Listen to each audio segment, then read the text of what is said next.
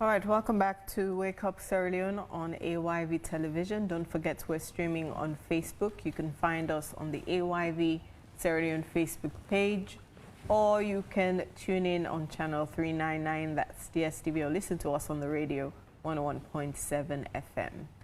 Now we continue today's edition of the program with the conversation on the fourth anniversary of President Julius Maada Bio in office.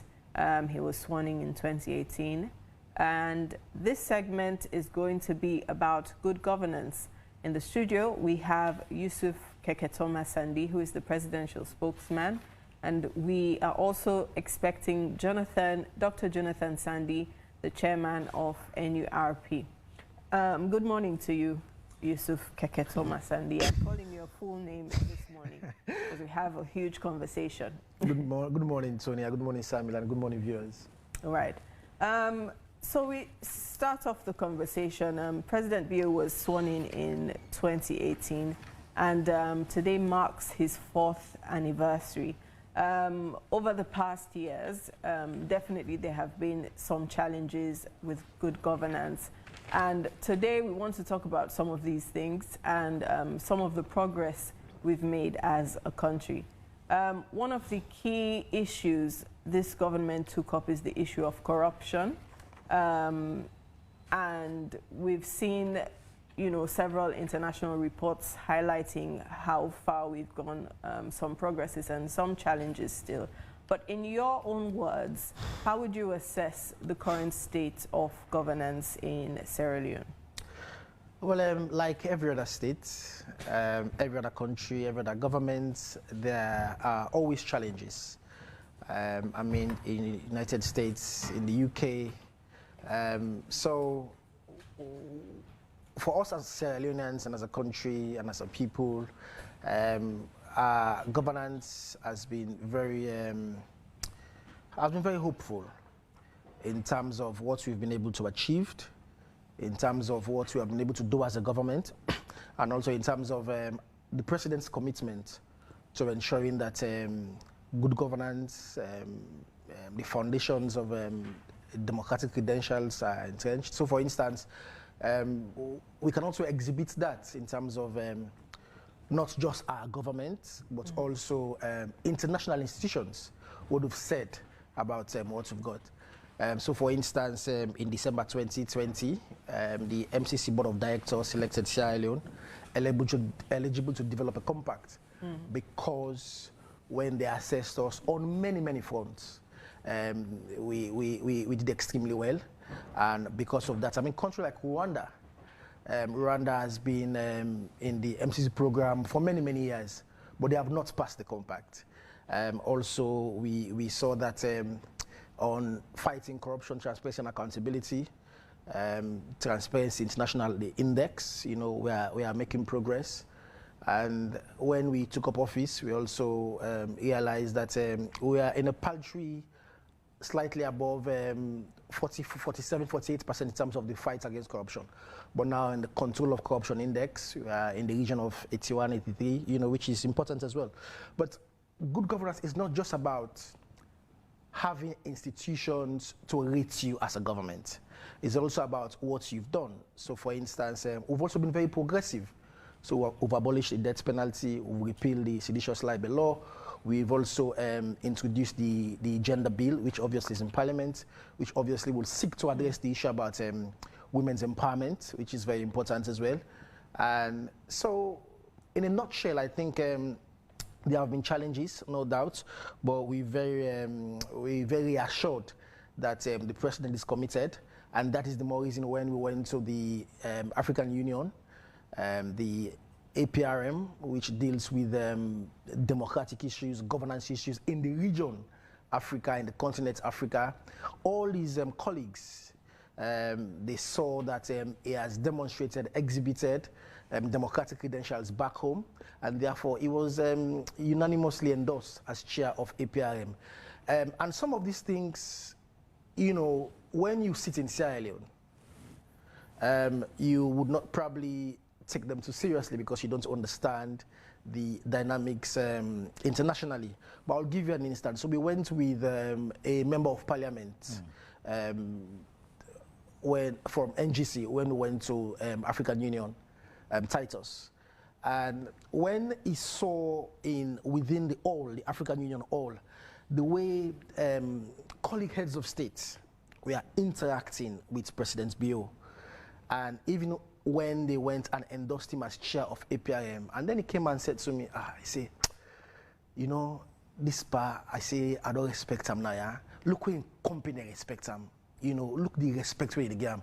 So these are important things, because one of the things that which we wanted to do was to rebrand our country. That, you know, as a four-sitting president, he is now chairing 2 statutory agencies within the African Union. He's chair of the Committee of Tenor of Africa Heads of State. He's also chair of APRM. For the very first time in the history of African Union, that has happened. So, in a nutshell, we have been able to make sure that we consolidate democracy. We have been able to make sure that issues of threats to peace and good governance, we have been able to address them.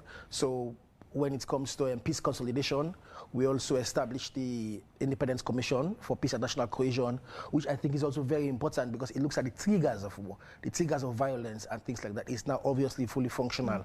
So I would say I'm very hopeful as a Sierra Leonean, and I wish to reassure Sierra Leoneans that the president is committed to make sure that we continue in this trajectory.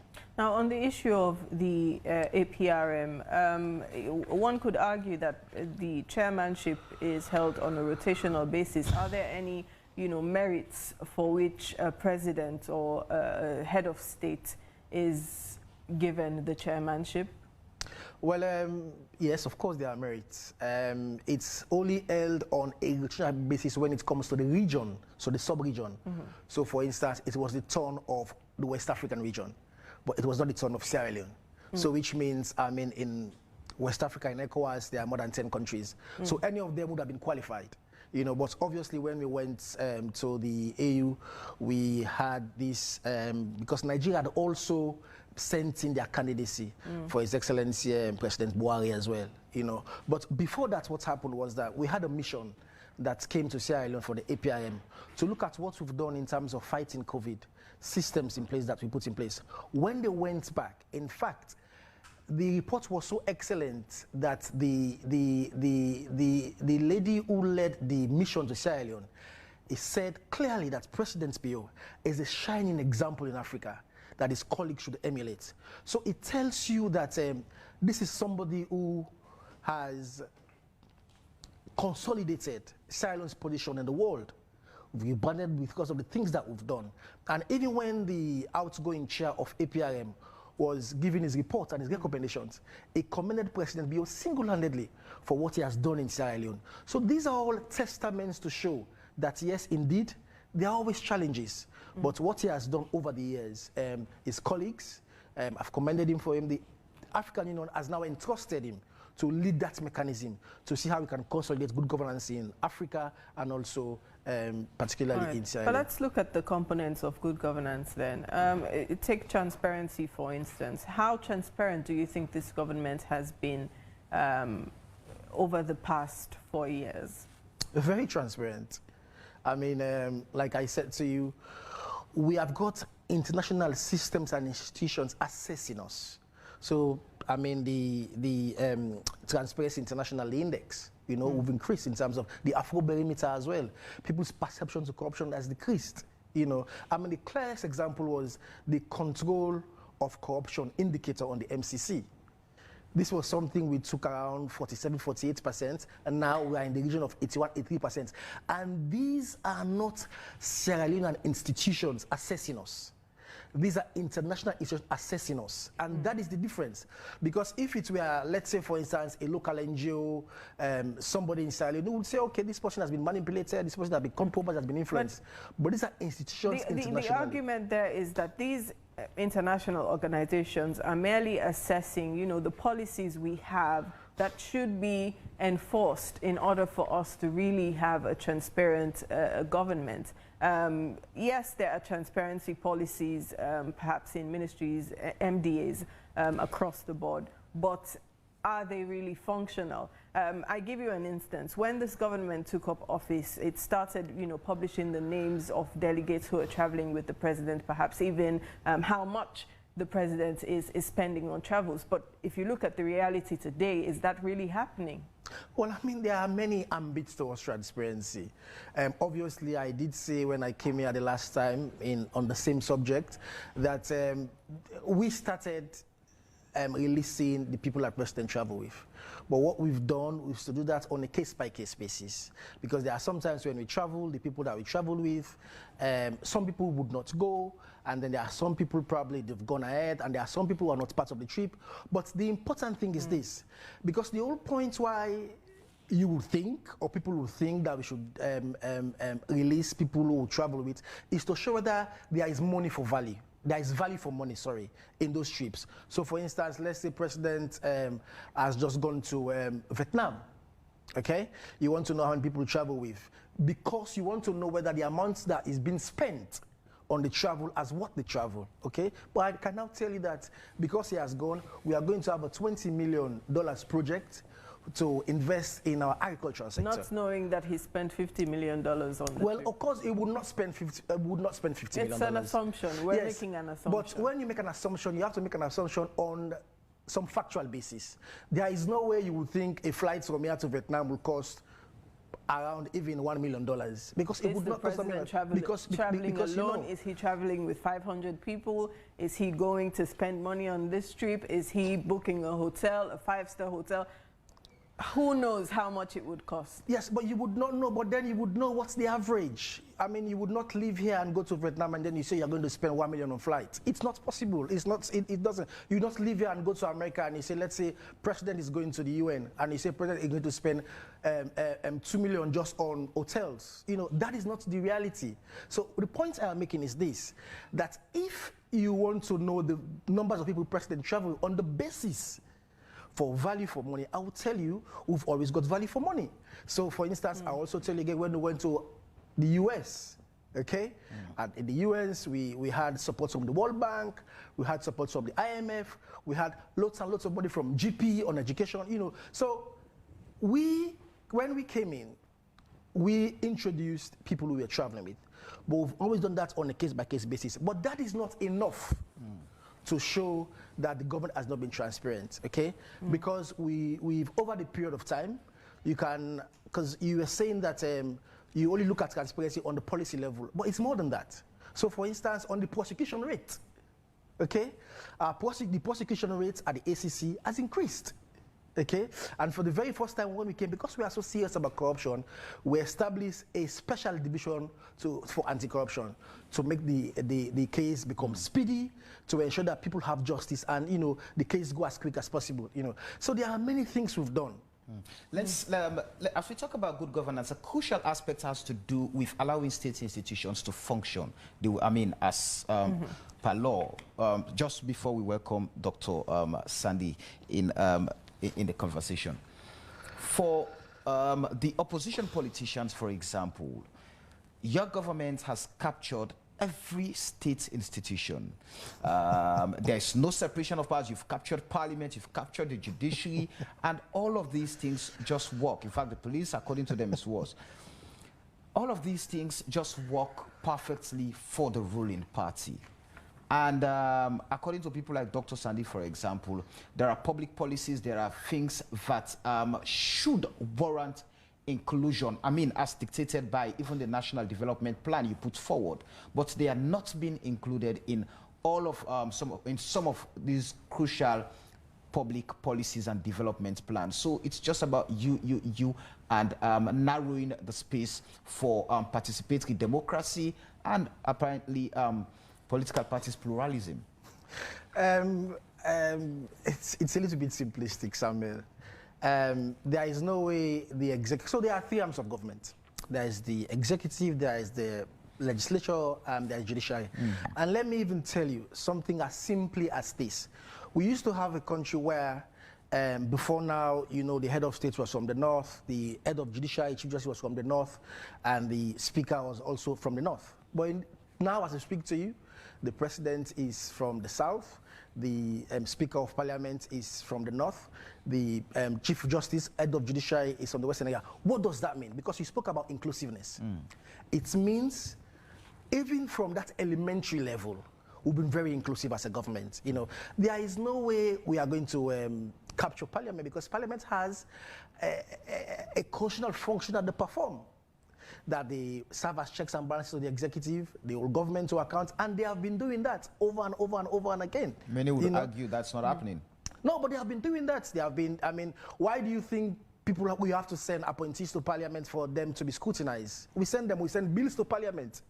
Some bills that we send to Parliament, we've sent the gender bill to Parliament, okay? Sonia, you believe in the gender bill.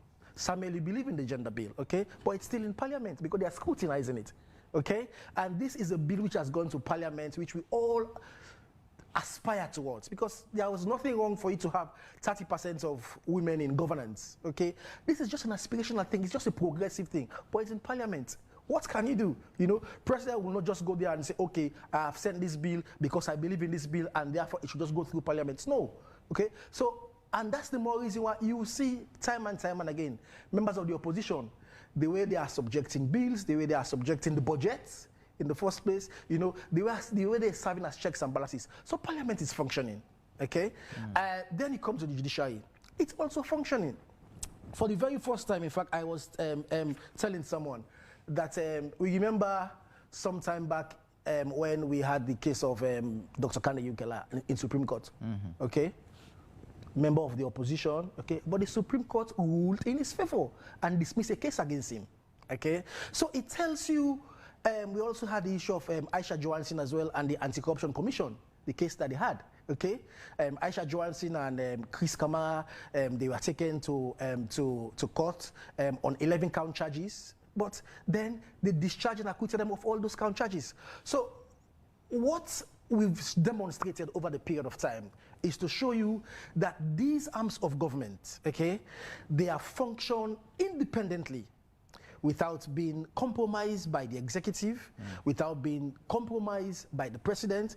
In fact, you remember when we had the Commission of Inquiry, one of the things the commissioners, they always said, they said at no point in time did they receive a telephone call, a text messages or anything from the president directing them on what to do and how to do it.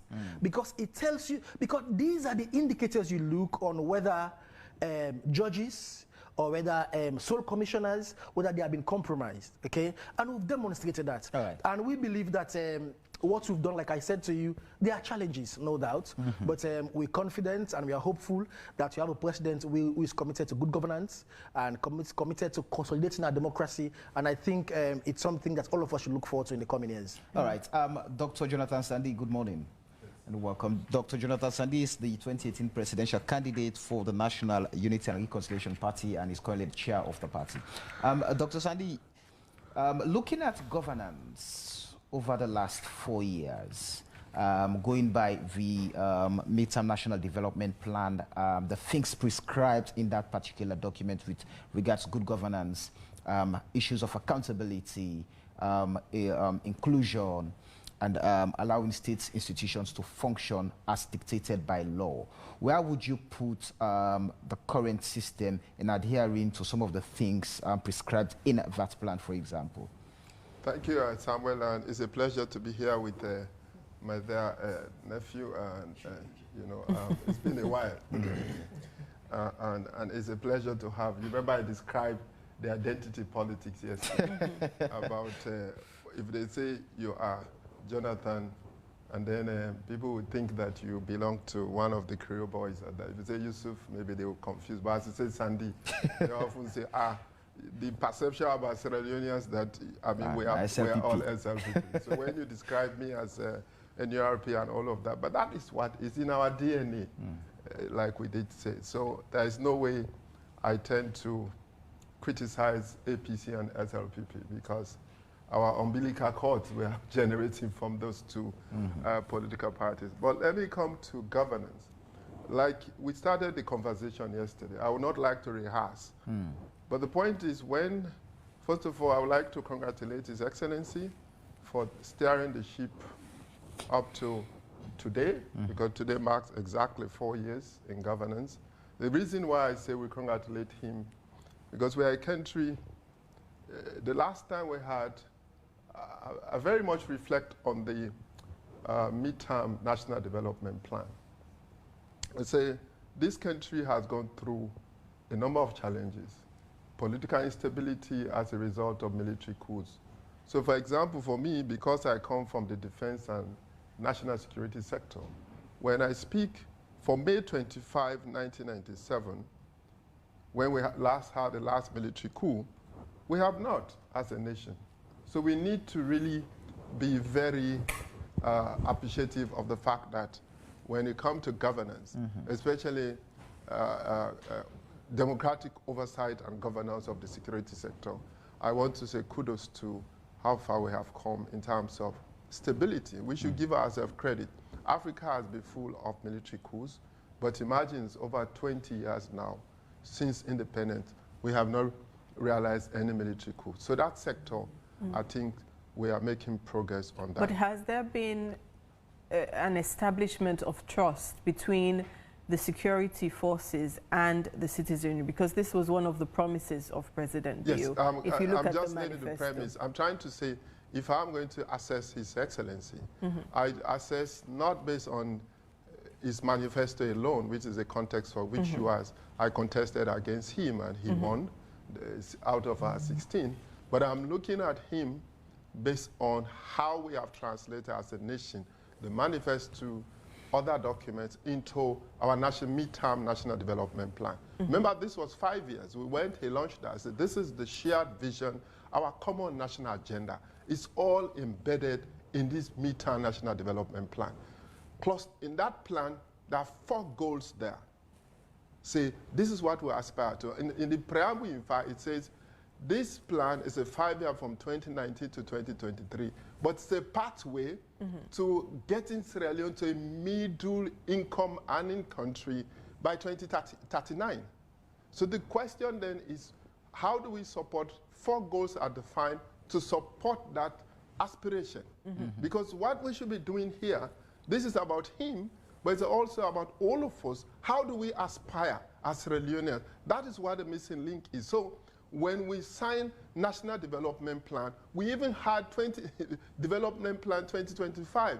How much have we, Samuel, Yusuf, how much have we been inspired as Sierra Leoneans to focus our national interests within that framework, both the Constitution and as well as the national. So when it comes to Cluster 4, for example, it is about the policy cluster 4. There are 8 clusters, 4 goals which we should work towards, and then 8 public policy clusters. That's how the national development. And the issue you are discussing here, the public policy priority you are discussing here, is cluster number 4, governance and accountability. And under that governance and accountability, we have 8 to 10 pillars that if we want to ensure that we enhance, like you did say, Zena, about transparency, accountability for public governance, then I have to assess the executive branch of government on the basis led by His Excellency, Brigadier Julius Maada Bio, on the basis of those pillars which he had officially launched, that in 5 years we will achieve this. Number 1 is a political development for national cohesion. So we ask ourselves, number 1, have we been able to, 4 years down the lane, how much have we come to enhancing political cooperation among 17 political parties? How much have we come, the local government structures? How much have we worked towards building national cohesion? When you look at the governance transition report, you look at the European Union, we discussed the European Union report, these are external, and then you look at the African Charter on Democracy, Elections and Good Governance, their recent assessment. They describe Sierra Leone as a highly politically polarized environment, meaning we are so divided, it's a divided society. So how much can we, what are some of the root causes why we have not been able to be national cohesion? Because if you say one of the pillars of governance is to strengthen political development as a pathway to national cohesion. So therefore, there is a question about that. So the result could be mixed. It's a mixed result because we have not been able to even. Number 2 is about corruption. Now, that's the question you ask.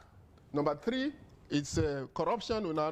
Number 3 is about public financial management. How much effectively have we managed that? Then number 4 is about the audit services, to strengthen the audit service. And this has been one of our the audit, in my experience, being somebody who has managed your national security.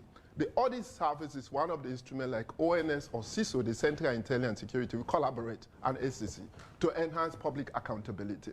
So when it comes to the audit service, how much have we been able to utilize the product from the audit service to improve governance, transparency, and accountability? Number 5 is about inclusive and accountable justice system. Now take Dr. number Sandy, 5, for example. I would Last, really the love case for you to- of somebody who committed murder. Where is that investigation in terms of accountability for the criminal justice system? Now, this guy escaped. We don't know where it is. Where is him? What can we do? I mean, what I'm saying is we have to look at these indicators and say, yes, are we making progress as a nation, as a people? Yes, the driver in the seat now is Excellency Brigadier Julius Maada Bio. But at the end of the day, where have we failed, Antonia? How much can we move into? And the question you asked is number 6, building public trust in state institutions. Do we trust our state and democratic institutions? You mentioned the police in terms of arrest of opposition, in terms of how do we ensure that we rebuild back what we used to call So, the Let me force just for hold good. you there. I would love for you to give me your assessment, because yes, we can go around the rhetoric and ask these questions to ourselves as Sierra Leoneans, but from where you are sitting, how much progress have we made on these areas? We can start with building trust in state institutions. You talk about the audit service, you talk about the Sierra Leone police, we talk generally the security forces. From where you are sitting now, how far have we come? What progress has been made, and what are the current challenges? I think there are a number of challenges which are structural and operational for them and for us as in the fact is these state institutions are supposed to deliver public services, the end public goods. Are we safe? Yes, we do. At some point, we safe in terms of security. Are we peaceful as a nation? If you can go 5 o'clock, 6 o'clock on the beach, yes, we are. As a nation, you can't hear the gunshot because the National Commission for Small Arms Control, which we established here, and by the way, when I was regional director for Bamako, for West Africa, I managed to do that. So we know there is silence of the gun. Let's be fair on that. But the point is, it's about human rights issues. There are lots of, Antonia, there's human rights violation. And 2, the way we also fight corruption. I mentioned this the other day when we were designing the 5-year national anti-corruption strategy. We told, political parties were invited, we told His Excellency, the chairperson of the anti-corruption, Ben Kafala, that, look, we need as a nation be honest. We cannot be fighting corruption the way we do under Transparency International, Antonia. I'm speaking this out of my experience working as a staff of the national security system. The point is we should start from what we call conceptual and practice of political corruption. Because the basis of political corruption, which is about state capture, organized crime, and then the output is financial and economic corruption. Because there are different concepts and practice of how we fight corruption. We need to understand how do we define corruption. That's the point I'm saying. Do we start, for example, in Africa and in Sierra Leone, the major source of corruption is nepotism and cronism, regionalism, tribalism. These are political corruption because, for example, the kind of outcome of our electoral model, the winner takes it all. When I win today, I bring all the Sandis. They are my relatives. Whether they are Gizis, they are Konos, they are Shabros, because by the way, Sandis are not just Mendes. That's the thing I'm trying to define. So the point I'm trying to say is, when you are there, you define jobs like AYV. You guys are senior managers here. The way you recruit, selection and recruit process, we don't adhere to that anymore in terms of really developing clear terms of reference. The job description is there, and then we hire on competency and merit base. So if we take 5 from North, we take 5 from the Western area, we take 5 from the South and the East, then you have an inclusive design of state institution. Right. But when state institution, whether it's NACIT, whether it's ONS, whether it's the police, whether it's the military, whether it's any of those who should, ETSA, with the way we select and recruit people there, is not transparent, it's not accountable, it leads to state capture by one region, and then that is corruption. Because when you die now, then you become, as head of state or somebody sitting there, the KD master. Right. Because you know, I hope you understand the point I'm trying to make. Yes. Because people lack trust in state institutions because manner in which we capture the state, the winner takes it all, and then we just say, it has pleased this, we put you there, without competitive, merit-based selection and recruitment process must, in my view, as you did ask, definitely we have to reverse back our anti-corruption strategy, and how do we fight about that? You've talked about transparency, accountability, and all those things, but how has this government done when it comes to the rule of law?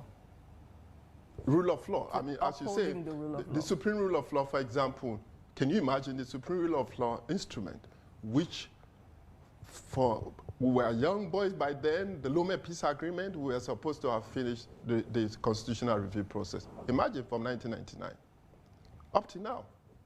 We are still mirroring a one-party type of constitution. And the basic sources of our tension and stress amongst us as tribe, as region and people is because the 1991 Constitution, for example, gives so much power to the head of state and everybody. So most of our institutions, for example, the judiciary, is independent? Because the appointment of the judiciary is becoming problematic. It's done on the basis of His Excellency. In other countries, it have changed because that mirrors the one-party state. So that's where we start. Number two, I just mentioned the criminal justice system, where LSA, yes, he went through the criminal justice system, charged for murder, and then all of a sudden, he was released and has become the parent. I remember I was in Sudan when the father of our Sierra Leone citizen, may his blessed still rest in perfect peace, was crying that my son were the losers. People should not be seen justice delivered on a fair basis. People should be seen part of the justice system. If, for example, and I do not blame the Attorney General alone on the committee that did this, because executive power is about rational decision making. When, for example, we were part of President Tijan Kawa's government, our job as Secret Service, because the Attorney General's office, the anti-corruption, the correction service, the prisons and others do not have mandate to do covert operation and do vetting. You look at the National Security and Intelligence Act 2002, Section 18 talks, it gives the power of vetting of all of us here to that office. So we do your background check. So what I'm saying is if somebody who has committed murder in our criminal justice system is released when pardon sheet come, that pardon sheet, we should ask, the investigation should go around, the Office of National Security, the Secret Service, how did you guide, how did the president make the rational decision to sign off And we're this still list? waiting to hear. So that is the point I'm trying to say, that our justice system is not independent, people have access to it, is fine, and at the end of the day, are we fair when it comes to the delivery of justice? I just gave you a few examples there, and therefore people, do they trust in terms of access to fair justice and electoral court? Is the electoral court working? We're running out of time, Dr. Sandy and Keketoma, but you'd stay with us whilst we move on to our sportsman, Ransford McLean, as he's waiting to give us some sports news, and then we'll come back and take your parting shots. Good morning to you, Ransford. Good morning, Anthony, and good morning to our viewers. Now in boxing, the Sierra Leone Boxing Association, through the International Boxing Federation, has commenced the Zone 2 Boxing Championship at the Bintumani Conference Center in Freetown.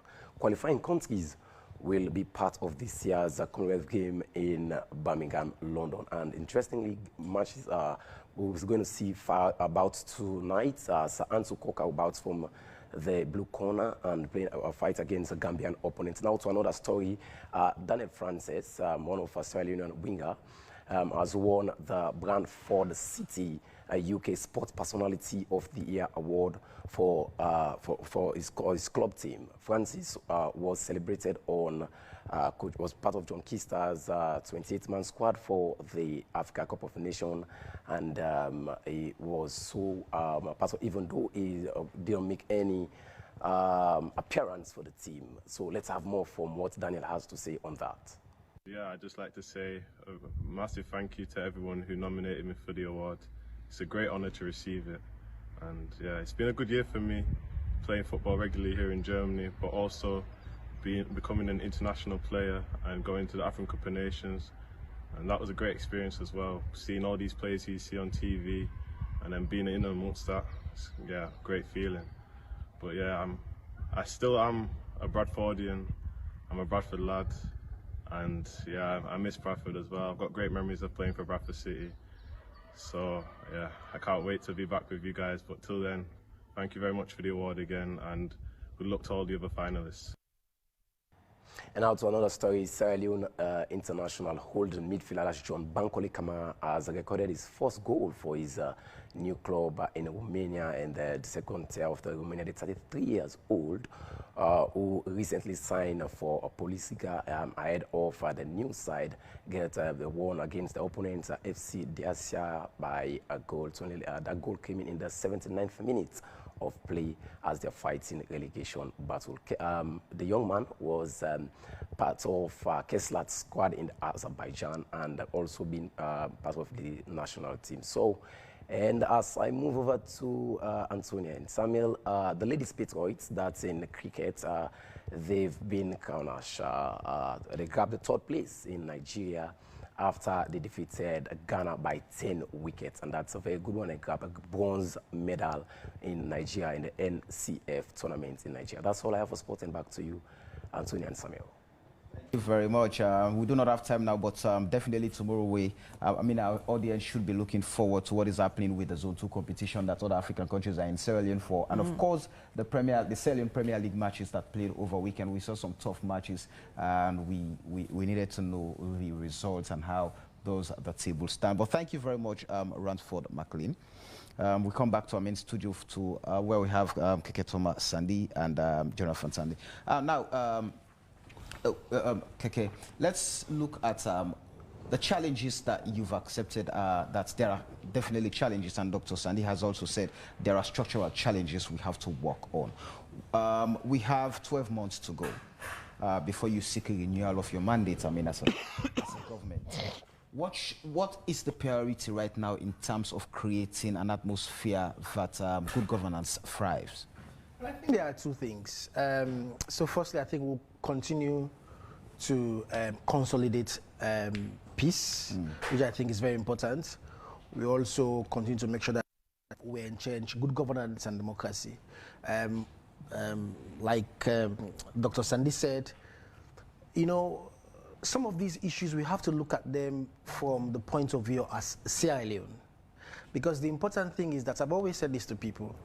When you have a president who takes 5 years, 10 years in office, that is 5 years or 10 years or 15 years of somebody's life and the period of a nation's life. So which means whenever there are issues of national interest, all of us should come together. And that is why it was unfortunate when we had the Bintumani conference on the setting up of the Independent Commission for Peace, and the opposition, APC, boycotted. It was a bit disappointing because these are institutions that, regardless of the views you hold, you have to go there and make sure you contribute towards establishing it. Because at the end of the day, when the institution is there, we'll then discuss how do we make sure it functions well. How do we make sure it has the capacity to function well and to deliver well, And so going for the next 12 months, like I said, already we've done the constitutional review process, which I think many people thought we would not do. We've done that. And now we're having discussions on how do we move that forward. But if you also mentioned about trust in the security sector. Now, when we came in, when we interacted with the security guys, one of the things that they had was their conditions of service. So when we came in, what we've done is to make sure that in 2021, we've increased by 25% the salaries for the security sector. So the police, the army, the fire force, we've also done that 50% for people who work in ONS and But how SISU. does that increase trust between... So these are their challenges, these are their concerns, okay? You have to address them. You know, you may not address them fully, but because these are their challenges, because it's almost when you come to work at AYV, okay? If you come to work at AYV, you are well motivated, you are well incentivized, you will love the job. You want to come every day, you know. So this is just about motivating people, because when you motivate them well, they do their job diligently, they have more capacity to do their job, they are more incentivized, and therefore, when they are discharging that function, okay, nobody will then now say, okay, well, this man is demotivated. Nobody will then now say, well, this man has been distracted because of jobs and because of salaries and everything, you know. So I think that is important. But I think something critical that Dr. Sandy spoke about, which I think I need to add my voice to, is the issue about transparency and accountability. Now, as a government, we have not only stopped it at the level of the ACC. What we've also done through the Vice President, we're also now chairing a high-level accountability transparency platform, you know, which involves lots of other stakeholders. So these are mechanisms and structures that you would use to assess and make sure that we monitor progress and the board is making, you know, and I think that is very important as well. Well, thank you very much, Keke Thomas Sandy. Dr. Jonathan Sandy, your parting shot. We have 1 minute to close. What would be your parting shot? The 10 pillars of our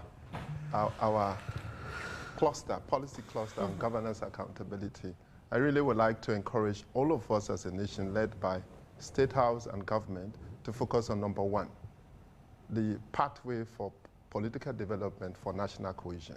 Because as we say, there are threats, vulnerability, and risks as we move to elections.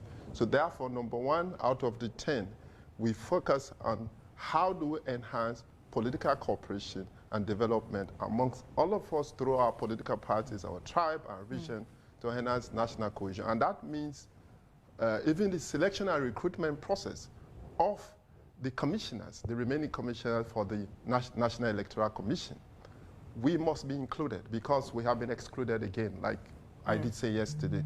For most of them, it will just see a press release to you as chairman or leader of the party to say, hey, we are pleased to inform you.